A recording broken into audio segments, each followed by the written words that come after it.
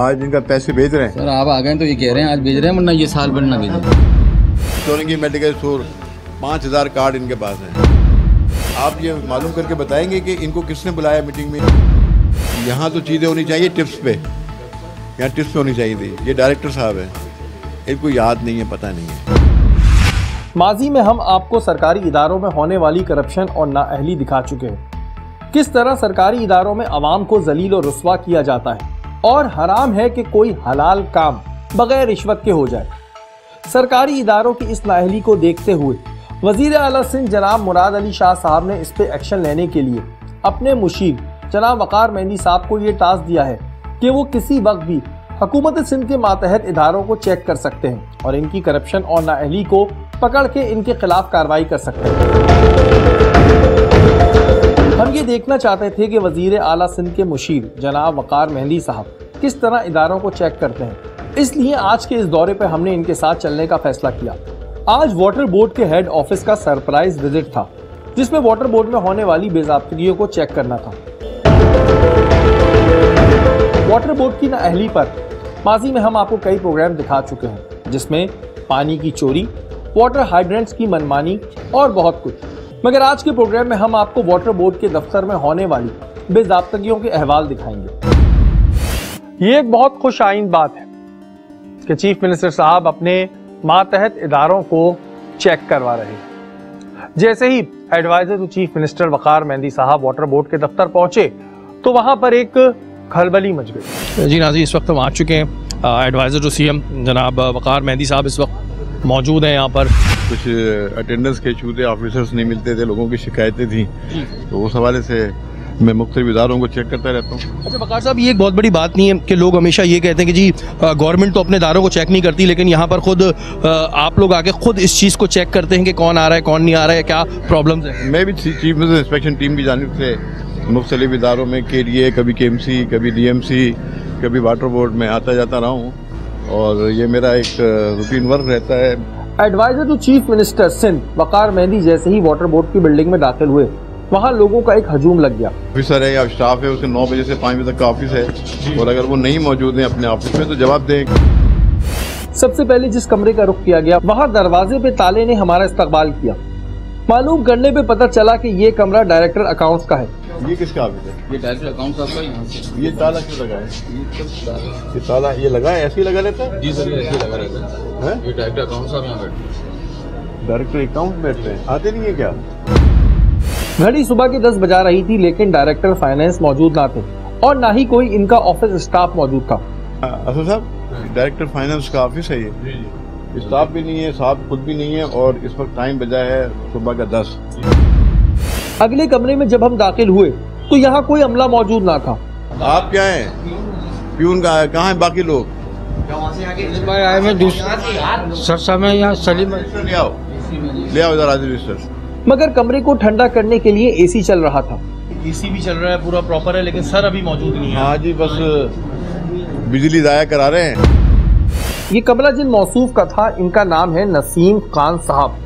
जराये के मुताबिक इन मौसूफ के पास 4 ओहदे हैं: DMD HR, director personnel, director administration और डायरेक्टर प्लानिंग का ओहदा है, जो कि अदालती अहकामात की धज्जियां उड़ाने के लिए काफी है। मगर इतने सारे ओहदे और जिम्मेदारी के बावजूद भी ये मौसूफ अपने दफ्तर ना पहुंचे थे।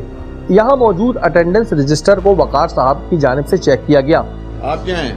मैं डिप्टी डायरेक्टर। डिप्टी डायरेक्टर यहाँ पे? जी HR। ये कब आते हैं ऑफिस? आपके अभी आने वाले हो। अटेंडेंस रजिस्टर पे वकार साहब ने मार्किंग की और इनकी टीम की जानिब से इसे नोट कर लिया गया। यहाँ मौजूद डिप्टी डायरेक्टर साहब, जिनके औसान पहले ही खता हो चुके थे, वो अपनी बातों में खुद ब खुद फंसते चले जा रहे थे। इसकी एप्लीकेशन किधर है? मंजूर है? वो अप्रूव किया है? नहीं, अभी रिक्वेस्ट दिया। नहीं, रिक्वेस्ट दी तो हैंडलिंग क्यों लिखी आपने जब रिक्वेस्ट दी है उसकी? आप इस सबको शोकाज नोटिस दे दें, ठीक है ना? और ये इनका बॉस कौन है? ये MD साहब हैं, उनके अंडर में आते हैं। ये DMD हैं? सर इनके लिए लिख दें। नाम पूरा क्या है इनका? मोहम्मद नसीम खान। टाइम पर आने वाले हजरात को जनाब वकार मेहंदी साहब की तरफ से शाबाशी दी गई। आप टाइम से आते हैं लगता है? अच्छी बात है। कौन ऑफिसर है आपका?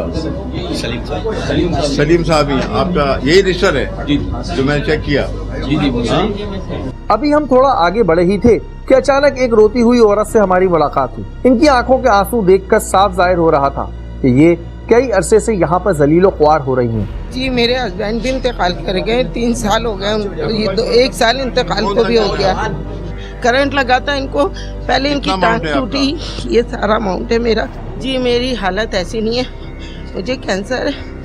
मैं चाहती हूँ ये मुझे 1 महीने के अंदर मिल जाए। मुझे एक मकान मिल रहा है बहुत सस्ता। जी आपका मोबाइल नंबर लिखेंगे? जी।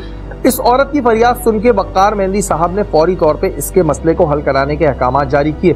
क्या आप करते हैं यहाँ? तो मैं डिप्टी डायरेक्टर हूँ। इस डिपार्टमेंट में भी कई लोग गैर हाजिर थे जिन्हें शो काज नोटिस देने के अहकाम जारी कर दिए गए। अपने स्टाफ को कहें टाइम पे आप वार्निंग बिल्कुल दे दें इनको, ठीक है ना? और मैंने उनको भी कहा है, मुझे फिर आप वार्निंग देने के बाद शो काज नोटिस इशू करें और मुझे फिर मुझे इसको रिप्लाई भी दे मेरा।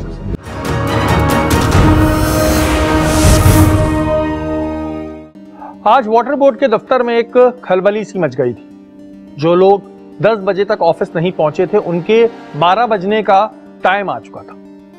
हम वक़ार मेहंदी साहब के साथ अभी वाटर बोर्ड का दौरा कर ही रहे थे कि वाटर बोर्ड से सताई एक फैमिली से हमारी मुलाकात हुई। बिल के पास होने के बावजूद मुलाजमीन के वाजिबात ना मिलना और इनकी फैमिलीज को इस तरह तंग करना आखिर कहाँ का इंसाफ है। बहन आप कैसे आई हैं? मेरे शोर के ड्यूज से सिलसिले में 3 साल से हम लोग इसी तरह चक्कर लगा रहे हैं यहाँ पे और 3 साल से जो है ना वो हमें यही कहा जाता है कि आप अभी आ जाए कभी। इसमें वो है, मुझे सिर्फ ये चाहिए। बहन कैसे आई हैं आप? चेक के सिलसिले में। चेक के सिलसिले में? जी जी जी मेरी चेक सिर्फ आते हैं, बस कुछ ना कुछ कह देते हैं कि ये डेट मिल जाती है तो ये कि हम चले जाते हैं, फिर हम आते हैं। इनकी तफसीलात लेकर भी इनके मसाइल के हल के लिए वक़ार मेहंदी साहब ने अहकाम जारी किए। वाटर बोर्ड के रिटायर्ड मुलाजमीन के साथ होने वाली नाइंसाफी का मुकदमा वाटर बोर्ड के दफ्तर में ही वक़ार मेहंदी साहब खुद लड़ रहे थे। तो वक्फ़ा बराए नमाज लिखा हुआ है, इस वक्त कोई नमाज तो होती नहीं है। इसके बाद पेंशन डिपार्टमेंट का रुख किया गया। पेंशन डिपार्टमेंट है ये। 9:15 आ जाते हैं। अल्हम्दुलिल्लाह। क्या बना रहे थे? 9:20 रिवर्सल बना रहे थे सर। रिवर्सल? किसको रिवर्ट कर रहे हैं? जो पैसे जो है अच्छा पैसों वाला काम रिवर्सल, मैंने किसी स्टाफ को कर रहे हैं। नहीं, अच्छा ये अमाउंट होता है, ये हमारी फाइलें पेंशन की ना। अच्छा अच्छा। तो जब हमारा कोई पेंशन, अब वो बेचारी वो 3 साल से पेंशन नहीं मिली, बाहर एक खातून खड़ी है। अच्छा हाँ वो मिली मुझे, ठीक है। तो बेचारे परेशान होते हैं एम्प्लॉई यहाँ। तो क्या नाम है आपका? राशिद हुसैन। राशिद भाई क्या करते हैं आप यहाँ? डिस्पैच डायरी डिस्पैच अच्छा करते हैं, इनवर्ड आउटवर्ड? जी सर। आपके पास बहुत आते होंगे ना, पेंशन है ये तो? तकरीबन 10-12 केस रोजाना पेंशन के केस आते हैं। फैमिली जाते कितने यहाँ से? यहाँ से तकरीबन ये देखें, ये 3-4 केस जाने वाले रखे हुए हैं। कितने पुराने हैं? ये अभी जुम्मे के निकले हुए। सरकारी कामों की तरह यहाँ पर भी एक कागज को दूसरे कमरे तक पहुँचने में कई महीनों लग जाते हैं, जो यहाँ पर हो रहा था। मगर वक़ार साहब ने इस चीज को पकड़ लिया। एक फाइल दिखाओगे मुझे? जी सर। वैसे इसकी मूवमेंट देखना चाहता हूँ, कब आया आपके पास? 2 महीने के बाद यहाँ तक पहुँचा। असल में वो साहब भी 10-15 दिन की छुट्टी पर है, उनको एक्सीडेंट हुआ है। बाबा कुछ करो, वो एक दिन छोड़ के आते हैं। जी सर। अभी तुम उनकी हिमायत नहीं करो। क्यों टाइम लगा इतना? इसका बीच के 2 महीने का जवाब कौन देगा? यहाँ पर भी अटेंडेंस रजिस्टर पर गैर हाजिर अफराद के खिलाफ मार्किंग की गई। Senior auditor. अभी पेंशन डिपार्टमेंट का हाल अहवाल लिया ही जा रहा था कि अचानक नसीम साहब की कमरे में एंट्री हुई। जी हाँ, ये वही मौसूफ हैं जिनके पास 4 ओहदे हैं और जिनके आने से पहले ही इनके कमरे को ठंडा करने के लिए एसी खोल दिया जाता है। मगर अभी तो ये एडवाइजर टू चीफ मिनिस्टर वक़ार मेहंदी के सामने बिल्कुल ठंडे खड़े थे। अर्ज ये थी कि स्टाफ की हाजिरी बहुत ही मायूसकुन है। जनरली मैं देख रहा हूँ आपके यहाँ 11 लोग नहीं थे, हाजिर नहीं थे इदारे में। अब क्योंकि आपका इदारा जो है वो HRD मतलब ह्यूमन रिसोर्सेज डिपार्टमेंट कहलाता है ना, और एडमिनिस्ट्रेशन आपके पास है, तो अब लोग नहीं होंगे, टाइम से नहीं आएंगे। अब जो उनको शाबाश है जो टाइम पे ये है, या दूसरे जो भी टाइम पे, मेरे आने से पहले जो है वो तो सारी बातें टाइम पे ही होंगे। अब वो भले 10 बजे आए या जिस वक्त भी आए, लेकिन थोड़ा सा सख्ती कीजिए। पेंशन डिपार्टमेंट के अफसर को भी ना आने पर शोकाज नोटिस जारी कर दिया गया। आपके बॉस नहीं है शायद? जी बॉस नहीं है। बॉस नहीं है तो उनको भी कहिए कि इनको भी शोकाज नोटिस एक्सप्रेशन जारी करते हैं। ठीक है, बेहतर, ठीक है ना? बेहतर। फिर फर्दर एक्शन मैं बताऊंगा कि इनकी एक दिन की तनख्वाह काटनी है, जो भी करना है। 4 ओहदे रखने वाले नसीम साहब के पास एडवाइजर टू सीएम वकार मेहंदी साहब के सवालों का कोई जवाब ना था। अच्छा मुझे बताइए, ये जो मेडिकल स्टोर से जहाँ दवाइयाँ सप्लाई होती हैं एम्प्लॉइज को, जी जी ग्रेड 1 to 20 सबको ही होती है? जी बिल्कुल सबको मिलती है। वो कितने मेडिकल स्टोर ऐसे हैं? सर मेरे ख्याल से इसलिए कि मैंने तो अभी चार्ज लिया है 2-3 बार, मेरे 5-6 बिल है, 5-6 हैं सर। 5-6 ज्यादा किसके पास कार्ड? मेरे ख्याल से 14 एम्प्लॉय कितने के वाटर में तकरीबन 10,000 10,000 एक मेडिकल स्टोर के पास 5,000 कार्ड है क्या? सर मुझे नहीं पता, मैंने आपको बताया ना अभी साहब अभी सर अब सच हो रहे यार। कई डिपार्टमेंट्स को ताले लगे हुए थे, जिससे साफ जाहिर हो रहा था कि जिसकी मनमानी में जो आता है वो वही करता है। भाई बात यही है ना कि हम तो चाहते हैं कि इक्वल डिस्ट्रीब्यूशन हो। जी बहन जी सर, मैं गई अभी फिर गई हूँ तो वो कह रहे हैं क्या कहते हैं ना हमने लिख लिया है ये, क्या आ जाएगा आप? आइए मेरे साथ आइए। 11:15 बज रहे थे और 19 ग्रेड के अफसर उवैस मलिक साहब अब तक अपने दफ्तर ना पहुंचे थे। साहब अभी आए नहीं सर। छुट्टी पर है साहब? नहीं। क्या नाम है अफसर का? उवैस मलिक साहब हैं यहाँ। 11:15 हो रहे हैं वकार भाई। मैं अर्ज करूँ, मैं तो देख रहा हूँ ना 11:15 हो रहे हैं, कोई पता नहीं है। और यहाँ कोई मुझे आप ये मालूम करके बताएंगे कि इनको किसने बुलाया मीटिंग में? अगर ये तो कहेंगे तो ये कि मुझे एमडी ने बुलाया था, कोई दफ्तर को इत्तला होगी ना? वाटर बोर्ड के अमले की जानिब से रिटायर्ड मुलाजमीन की फैमिली हर जगह रोल रही थी, मगर इनका पुरसाने हाल पूछने वाला कोई ना था। यहाँ एक बुजुर्ग फरियादी से हमारी मुलाकात हुई। मेरा बहुत हो गया, मैं बहुत आवाज आ रहा, मेरा कुछ करो। यहाँ रुका हुआ मतलब पैसे ही नहीं मिल रहा, किराए से रही नहीं अभी। इसके बाद सबसे अहम डिपार्टमेंट यानी फाइनेंस डिपार्टमेंट का रुख किया गया। चेक मिलते हैं, वो तो लोग परेशान है, चेक नहीं मिल रहा उनको। बाहर बैठी औरत का मसला एडवाइजर टू सीएम साहब की जानिब से हल करा दिया गया, जो शायद साल भर इस डिपार्टमेंट के चक्कर लगाने के बाद भी नहीं होता। ये भाई देखना इनका क्या है इशू, ये लीजिए। हम अभी देखते हैं, तो ये कब होगा? आज भेज रहे हैं, आज इनका पैसे भेज रहे हैं। सर आप आ गए तो ये कह रहे हैं आज भेज रहे हैं, वरना ये साल भर ना भेजें। नहीं आप मुझे देखिए, सच बताइए, मैं आपको कल फिर आ जाऊंगा इधर, मेरा इशू नहीं है। इस अम्मा का काम हो सकता है आज? सर ये नहीं हो रहा। ये कहते हैं कि आज शाम तक भेज देंगे। शाम तक की बात करें, शाम को आपके अकाउंट में जाएगा। अम्मा आपको मैं नंबर देता हूँ, अगर आपको नहीं मिले तो आप वो मेरे पी का नंबर ले लें, ये उसको फोन करना। ये अल्लाह खैर करेगा, अल्लाह खैर करेगा। फाइनेंस डिपार्टमेंट से फारिग होने के बाद मेडिकल डिपार्टमेंट का रुख किया गया। क्या नाम है आपका? मैं डॉक्टर ईसा रज़ा। मेडिकल डिपार्टमेंट से अद्वियात के लिए मेडिकल स्टोर्स के ठेकों की तफसीलात मांगी। एक तो मुझे ये बताइए, जो आपकी हेल्थ फैसिलिटीज हैं उनकी डिटेल मुझे चाहिए। अच्छा वो ये चाहिए कितने हॉस्पिटल हैं आपके, कितने मेडिकल स्टोर हैं जहाँ से दवाइयाँ सप्लाई होती हैं, और उन मेडिकल स्टोर्स में कितने लोगों को आपने अलाउ किया है मेडिकल स्टोर को, कि वहाँ से कितने लोग, वहाँ से कितने कार्ड किसको दिए हुए हैं आपने वो किया है। आपके नियर अबाउट को 10,000 एम्प्लॉई हैं, ग्रेड 1 to 20, 21 जो भी है, ऐसे ही है ना? 22,000 नहीं, जो मैंने कहा कि जो वर्किंग एम्प्लॉई हैं वो 10,000 है, रिटायर्ड मिला के 22,000 है। मेडिकल फैसिलिटी उनको भी हासिल है, इक्वल है ना दोनों को, रिटायर्ड और जो सर्विंग जो भी है। तो मेरा सिर्फ कहने का मुझे उसकी डिटेल चाहिए, मुझे अभी आप बुलाइए और मुझे उसकी डिटेल दीजिए, ठीक है? कि वो मेडिकल सर्विसेज के तरीक़ेकार क्या है, किस तरीके से, और कितने पैनल पे ओपीडीज होती हैं आपकी, कौन कौन से हॉस्पिटल आपने रखे हुए हैं, कौन कौन सी ओपीडी में डॉक्टर्स आपने वो डेजिग्नेट किए हुए हैं कि ये डॉक्टर आपको देखेंगे, ये करेंगे, वो मुझे चाहिए।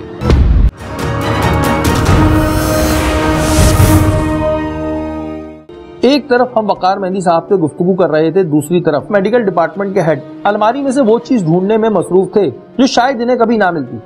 अच्छा वकार भाई, जो देखने में आ रहा है ज़्यादातर वही लोगों का मसला आ रहा है कि जिनकी ग्रेजुएटी फंड्स हैं, और ये प्रॉब्लम क्यों इतनी बढ़ रही है आपके लिए? भाई देखिए, यहाँ जो सूरत ये बताते हैं कि लाइबिलिटीज़ है, मैं सिर्फ ये पूछना चाहता हूँ फाइनेंस वालों से, मैं पूछूंगा इमरान जैदी साहब से मैं मिलूंगा कि जो एम्प्लॉयज़ का फंड कटता है वो किस खाते में जाता है, वो उसको किसी और मसरफ में क्यों यूज़ किया जाता है? तो अब ये देखें, बात ये है कि अब ये मेडिकल सर्विसेज का इदारा है। अब यहाँ तो चीज़ें होनी चाहिए टिप्स पे, यहाँ टिप्स पे होनी चाहिए थी। ये डायरेक्टर साहब हैं, इनको याद नहीं है, पता नहीं है। देखें ना, यहाँ पे रिकॉर्ड इनके पास होना चाहिए यहाँ पे। अब कि मालूम, अब ये HRD के साथ बैठे, इनको पता हो कि इनके पास कितने महकमे हैं, इनके टिप्स में कितने यहाँ काम कर रहे हैं। तो ये सब चीज़ें हैं। जी सर। काफी देर ढूंढने के बाद मेडिकल डिपार्टमेंट के सरबराह 1-2 कागज पर मुश्तमिल दस्तावेज लेकर आए। नहीं, मुझे मेडिकल स्टोर के नाम चाहिए। नाम है ना सर? हाँ, वो चाहिए ना मुझे। ये हमारे चौरंगी है। एक मिनट। चौरंगी मेडिकल स्टोर को 31 लाख रुपए महाना का ठेका आखिर क्यों दिया गया? कौन है इसके पीछे? अब ये चौरंगी ड्रग स्टोर जो है, इसको आप 31 लाख का बिजनेस देते हैं। फैसल मेडिकल स्टोर का आप 20 लाख का बिजनेस देते हैं। फजल मेडिकल स्टोर का आप 18 का देते हैं। कराची मेडिकोस को आप 2 का देते हैं। उस उमैमा मेडिकोस को आप 1.51 का देते हैं। तो ये जो इनके अंदर जो अकराबा परवरी नजर आती है थोड़ी सी ऐसे, सही ना? तो ये मैंने जैसे वहाँ कहा था ना आपने, चौरंगी मेडिकल स्टोर 5000 कार्ड इनके पास हैं और 31 लाख का बिजनेस दे रहे हैं। तो बात ये है कि ये कौन साहब हैं, ठीक है ना? एक मेहरबानी करके मैं आपको यहाँ हिदायत देता हूँ, इसकी इंक्वायरी कर लें। यानी मामला साफ था कि अंधा बांटे रेवड़ियां अपने अपनों को। अगर भाई 31 लाख रुपए का सिर्फ महीने का दवाइयों का एक मेडिकल स्टोर का महीना एक 29 का है बिल, एक कम से कम सब जो है 30 के लगभग है। आइए जरा आपको चौरंगी मेडिकल स्टोर की एक झलक दिखाते हैं। आप देख सकते हैं कि इस मेडिकल स्टोर पे ना तो कोई बोर्ड आवेजा है और ना ही इस मेडिकल स्टोर को देख के ऐसा लगता है कि यहाँ से 31 लाख से ज्यादा की महीना दवा बिकती होगी। इस पूरे मामले की जांच पड़ताल करने का हुक्म दिया गया क्योंकि दवाइयों की मद का ये मामला करोड़ों रुपए का था जो खामोशी के साथ चल रहा था। ये चौरंगी वाले का ना, इनका रिकॉर्ड मांग लें इनसे, ठीक है ना, कि गुज़िश्ता 5 साल के अंदर इसको कितना बिजनेस दिया है, ठीक है? और उसने जो इनको डॉक्टर की प्रिस्क्रिप्शन सबमिट की है ना इनको, ठीक है, जिस पे वो पेमेंट दवाएं देता है और उसके अगेंस्ट बिलिंग करता है, और वो मुझे डॉक्टर भी चाहिए जिसने प्रिस्क्रिप्शन लिखा, उसका नाम होगा उसके अंदर, उसकी स्टैंप होगी, ठीक है ना? इसकी इंक्वायरी करा लें, ठीक है ना? नहीं तो फिर इसको फिर एंटी करप्शन में देते हैं, केस को भेज देते हैं वहाँ, ठीक है ना? ये खास तौर पे चौरंगी वाला। इसके बाद डीएमडी फाइनेंस, जिनका दफ्तर सबसे आखिर में था और इसी वजह से अब तक वो यहाँ पहुँचने में कामयाब हो गए थे, इनसे भी वकार मेहदी साहब ने कड़े सवाल किए। अटेंडेंस का इशू उतने अरसे से है, सीएम साहब की जानिब से भी ऑर्डर है, तो उसके बाद भी क्यों सर इस पे चेंज नहीं आ रहा? मैंने परसों एक सर्कुलर निकाला है कि 9:30 बजे हर आदमी अपने ऑफिस में और ठीक 5 बजे ऑफिस बंद हो जाएगा, और पाबंद किया है चीफ सिक्योरिटी ऑफिसर ने कब से निकाले हैं, मुझे याद पड़ रहा है कि 9 बजे पहुंचना है, लेकिन उसके बाद भी ये क्यों एक गवर्नमेंट में एक वो बन गई है रेट कि नहीं जी लेट आएंगे जो अफसरान है। मैं ये नहीं कहता कि आप लेट आते होंगे, लेकिन सर क्यों है ये? नहीं, पाबंद किया है इंशाल्लाह। नहीं, मैं इमरान उसमें आपकी डायरेक्टर में उनको पाबंद करें दोबारा। अभी आज जो गैर हाजिर है ना उनको शोकात नोटिस दे दें ताकि फिर उनको कहें कि वो टाइम से रहे, ठीक है? क्योंकि लोग नहीं आते, लोग परेशान होते हैं, और खासतौर पर एम्प्लॉइज और आपका जो महकमा है खासतौर लोग एम्प्लॉइज को बहुत ज़्यादा प्रॉब्लम होती है, ठीक? तो उनसे कहेंगे वो टाइमली रहें और लोगों को ज़रा अच्छी तरह डील करें। लोगों को वो जो टाइम दे देते हैं, कल आ जाना वह जाना, परेशान होते हैं। कल आपको भी रिटायर होना है, दूसरे मुलाजिम को भी होना है, ताकि उनको तकलीफ ना हो। आप भी कोई ऐसी मिसाल छोड़ जाए। Thank you. डायरेक्टर आईटी के दफ्तर का रुख किया गया, जहां पर इनसे भी तनख्वाह और दीगर चीजों के मुताल्लिक सवाल किए गए। एम्प्लॉइज है आपके? 10.5। अच्छा, ये आपकी तनख्वाह जो बनाते हैं तो क्या ये आपको अटेंडेंस भेजते हैं सारे डिपार्टमेंट? अटेंडेंस कंप्लीट होती है उसके बाद हम पेरोल निकालने की। मुझे दिखाएंगे कोई अटेंडेंस किस शक्ल में भेजते हैं आपको? ये आप मुझे दिखाइए, कोई इसमें गैर हाजिर भी दिखाते हैं या सारे हाजिर दिखाते हैं? इस सभी को तो हाजिर दिखाते हैं वो। सर ये उनकी रिस्पॉन्सिबिलिटी। हाँ वही ना, अभी मैं क्या करूँ? अभी मैंने कई रजिस्टर में क्रॉस लगाए हैं, अब वो क्रॉस इसमें मेंशन होगा आइंदा? होना चाहिए वैसे। हाँ नहीं, मैंने क्रॉस लगाया, मैंने सिग्नेचर किया अपना, तो क्या वो क्रॉस आइंदा वाली सैलरी में मेंशन होगा? सर रेट तो मेंशन ही होता है, उसके ऊपर एक्सप्लेनेशन दिया जाता है। तो रिकॉर्ड पे आए ना। इन सारे सवालात का जवाब तलब करने के लिए जब हमारी team MD water board Asadullah Khan साहब के दफ्तर पहुंची तो वो साहब भी दफ्तर में मौजूद ना थे। अब जब इदारे का सरबराही अपने दफ्तर में ना होगा तो इदारे का यही हाल होना है। आज तो वाटर बोर्ड के मुतासरा लोगों को वकार मेहंदी साहब ने इंसाफ दिलवा दिया, मगर जिनकी असल जिम्मेदारी बनती है वो इस चीज से बिल्कुल लाइल्म है और शायद लाइल्म ही रहना चाहते हैं।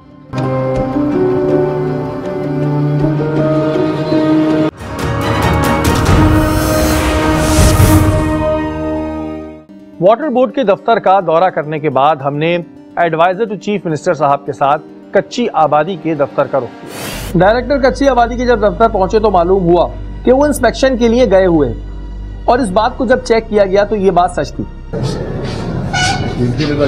दफ्तर बनाए हुए यार, वाटर बोर्ड से अच्छे ही है।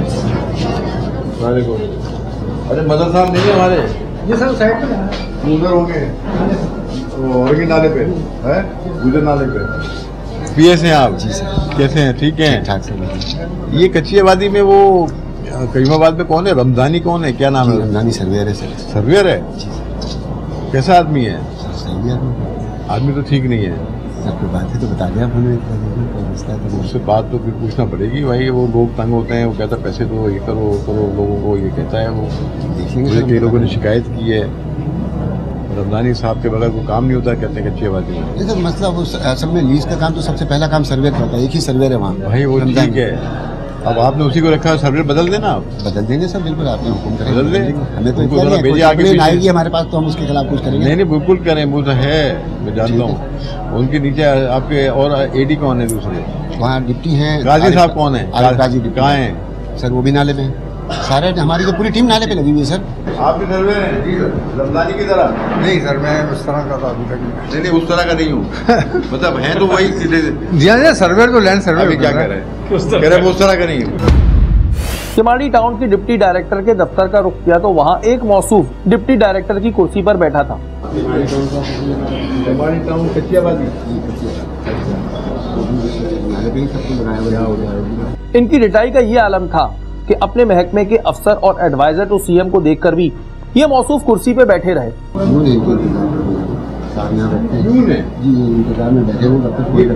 जी सर। ये टेबल किसकी है? ये साहब पे बैठते, टेबल पे इस पे बैठते हैं? नहीं हम नहीं बैठते। अरे ये आप बड़ा, आप देख इतनी हिमायत देखो, अभी आपके सामने ये बैठे थे, मैं यहाँ खड़ा रहा, ये बैठे रहे, फिर ये उड़ गए। इस हरकत को देखकर वकार मेहंदी साहब सख्त भरम हुए। मालूम करने पे पता चला कि ये मौसूफ एक पीएन है जो अपने डिप्टी डायरेक्टर की कुर्सी पर बैठे हुए थे। ये इनके एटिकेट्स हैं। नहीं खामोश, बिल्कुल आपको तमीज नहीं है। आपका अफसर आया है, मेरे को छोड़े, मुझे नहीं पहचानते, आप इनको पहचानते हैं ना? जी। आप यहाँ सुकून से बैठे हुए थे, आप खड़े नहीं हुए, मैं तो समझा ये अफसर है आप चिमाड़ी टाउन के। नहीं, मेरे भाई आपको देख के खड़ा तब मेरे को नहीं देख के, आप इनको देख के खड़े होते। पहले ये इमीडिएट है आपके ना, मैं तो खैर आया हूँ। सर है, तो बॉस है, इसके बगैर तो दफ्तर नहीं बंद हो जाएगा। बेशक ऐसा ना करें, नहीं एहतराम करें छोटे बड़े का। बिल्कुल आप आज एहतराम करेंगे, कल कोई आपका एहतराम करेगा। आप प्यून हैं, आप बॉस की सफाई पे बैठे नहीं बैठे। आई एम सॉरी जनाब, मैंने अरे आप यहाँ सुकून से बैठे थे, आप छोड़िए, आप झूठ नहीं बोले मेरे से। ऐसा ना करें प्लीज, ऐसा ना करें, नहीं करें ऐसा। मैंने खुद देखा आंखों से, जो मैं देखूंगा वो आपने नहीं देखा। नहीं देखा मैंने आपको, बुरी बात है, ऐसा नहीं करें। क्या ग्रेड है आपका? 11 ग्रेड के? कितने ग्रेड के? 2 ग्रेड के। एहतराम नहीं है इनको, कुछ सिखाए तो कुछ डेकोरम तो सिखाइए इनको आप अपने। कच्ची आबादी के दफ्तर से भी एडवाइजर टू सीएम वकार मेहंदी साहब और इनकी टीम ने तफसीलात इकट्ठी की। वकारा भी बड़ा अच्छा आप लोगों के साथ विजिट रहा और हमारी दुआ भी है कि आप लोग जिस तरह काम कर रहे हैं इस तरह करते रहें। कोई पैगाम देना चाहेंगे उन लोगों को जिनका काम है इस चीज़ पे इम्प्लीमेंट कराना, ज़रूरत ही ना पड़े आपके आने की, जब आप आएँ तो ये सारे नतीजे आपके सामने ना आए जो अभी आए, क्या कहना चाहेंगे आप? देखिए जी, बुनियादी जिम्मेदारी तो एमडी वाटर बोर्ड की थी और है कि वो अपने इदारे को वक्तन फ़वक्तन विज़िट करें, सरप्राइज विज़िट करें, चेक करें, स्टाफ की हाज़िरी चेक करें, स्टाफ की परफॉर्मेंस चेक करें। सिर्फ पानी की लाइनों पे ही काम देखना उनका काम नहीं है, इदारे का जो इस्टेब्लिशमेंट साइड है वो देखना भी उनकी जिम्मेदारी में शामिल है। और जो उनके DMD इतने सारे रखे हुए हैं, लाखों रुपए तनख्वाहों पे लोग बैठे हुए हैं, वो क्या परफॉर्म कर रहे हैं। तो मैंने आज देखा है, बहुत अफसोसनाक है, हाज़िरी ऑफिसर्स की भी ख़ास तौर पे और स्टाफ की भी बहुत ही कम रही मेरे हिसाब से। और मेरे ख्याल में मैंने जो महसूस किया वो 20% हाजिरी थी, 80% लोगों की हाजिरी नहीं थी। इसकी मैं रिपोर्ट बनाऊंगा और चीफ मिनिस्टर साहब को पेश करूंगा और मैं फिर आपके तवज्जुह से इदारे के मुलाजमीन को और ऑफिसर्स को ये अपील करना चाहता हूँ। मैं अपील का लफ्ज़ इस्तेमाल करता हूँ कि वो खुदारा वक्त पे दफ्तर आएँ। लोगों के बहुत इश्यूज़ हैं और ख़ास तौर पे यहाँ जो रिटायर्ड एम्प्लॉइज़ हैं और ख़ास तौर पे 1 to 4 क्लास 4 के एम्प्लॉइज़ हैं, वो लोग उनके रवायकीन या वो ख़ुद जो ज़िंदा हैं वो बहुत परेशान हैं। उनके मसाइल प्रायरिटी पे हल होना चाहिए, उनके वाजबात की फौरी अदायगी होनी चाहिए। और वो बेचारे जो मुझे अभी कुछ ख़वातीन मिली, उनकी बच्चियों की किसी की शादी का मसला है, किसी का कोई इशू है, किसी का कोई इशू है, तो ये अगर वक्तन वक्तन होता रहे तरीक़ेकार के मुताबिक तो। और मैं तो ये भी सजेस्ट करूँगा कि तमाम इदारे अपने मुलाजमीन की एम्प्लॉइज़ से कबल जो है उनको चाहिए कि उनका जो प्रोसेस है, उनकी जो सर्विस बुक है, उनका सर्विस रिकॉर्ड है, उसको चेक करके उनका प्रोसेस पूरा कर दें।